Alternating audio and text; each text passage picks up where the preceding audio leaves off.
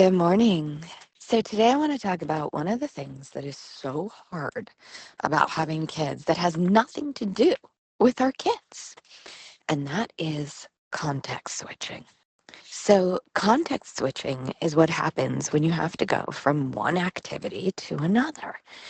And when we are alone in our lives, it's a little easier to context switch because even though, yes, it still is a drain on us, the reality is our brain kind of had some idea of what we were planning on doing next.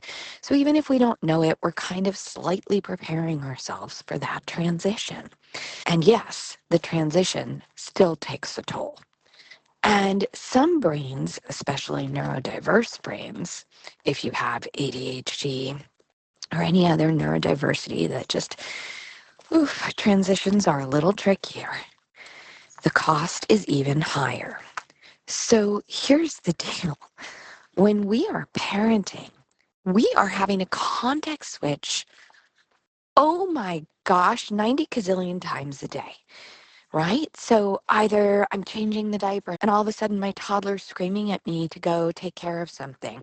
Meanwhile, I'm remembering, oh no, that oatmeal is about to bubble over. Oof. Even little things like that can begin to send us over the edge because every single one of them has a context switching cost. Those costs add up. And at some point, our brain is just done.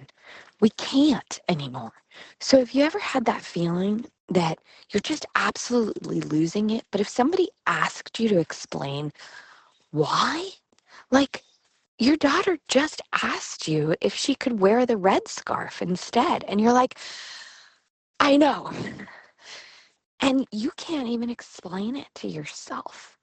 Now you know one of the really big reasons why this happens.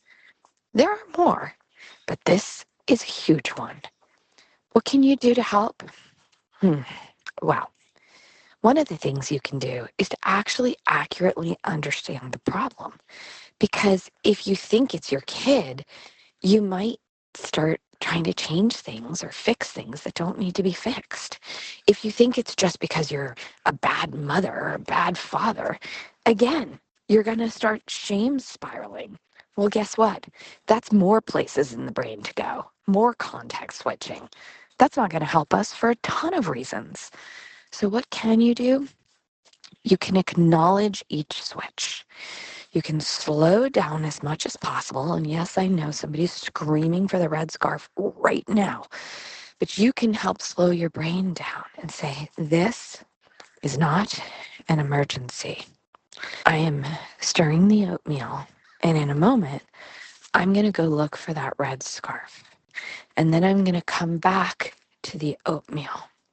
Okay, all right, I got this. And literally visualize the switches before they happen. There's a lot more to this that will actually help you. And the truth is, sometimes it's just too much. It's just too much context switching. And one of the best things we can do is teach her to go get the red scarf. And the more capable you make all the people in your world, then the more capable they'll be of doing their own context switching. Another thing you can do is begin to build systems in your home that make the context switching less intense. So there are actually plenty of things that we can do. And yes, there will still be plenty of switching, which makes it all the more important to do the things we can to take down the number of switches and to make us better at switching. Anyway, I hope this helps you understand. No, you're not going crazy. You're actually spending money in your brain you didn't realize you were. And that's why sometimes it feels like your brain just goes broke.